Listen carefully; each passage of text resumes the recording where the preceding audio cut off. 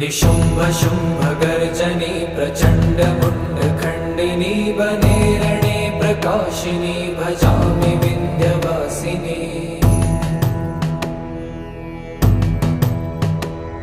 त्रिशूलमुण्डधारिणी धराविघातहारिणी गृहे गृहे निवासिनी भजामि विन्ध्यवासिनी।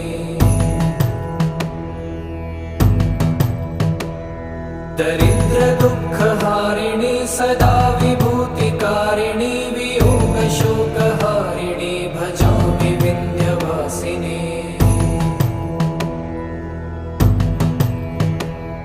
लसत्सुलोललोचनं लतासनं